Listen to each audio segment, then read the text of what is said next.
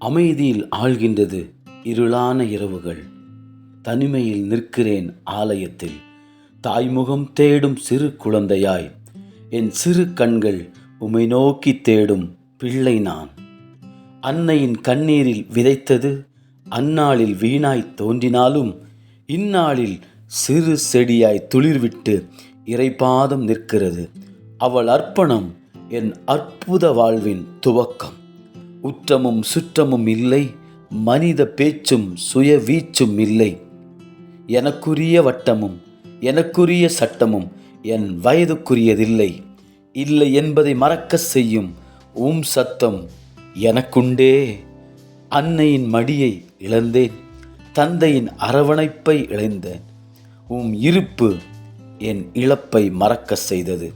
பெற்றோருடன் வரும் மற்ற குழந்தைகளை காணும்போது காணாத தேவனின் மாறாத அன்பை ருசித்தேன், திளைத்தேன். பேசும் என என் வாய் திறக்க, கேட்கிறேன் என என் செவி திறக்க, அடியேன் என என் இதயம் திறக்க, ஆண்டவரின் வார்த்தை என் வாழ்வின் மூச்சாயிற்று. தனிமையிலும் நான் வெறுமையாய் இல்லை.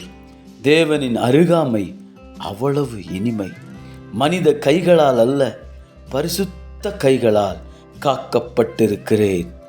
வார்த்தைகள் என் அடையாளமாய் மாற, மற்றவரின் பார்வைகள் பிள்ளை என்பதிலிருந்து மாற, சிறிய பையன் சிறந்த தீர்க்கதரிசியாய் மாற, நாதியற்றிருந்த நான் சாதியின் வழிகாட்டனாய் நிற்கிறேன். தனிமையின் பள்ளி என்னை உருவாக்கியது. தனிமையில் நின்ற இடம் என் அடித்தளமானது. ஏக்கமாய் கழிந்த என் பருவங்கள் ஏற்றமானது.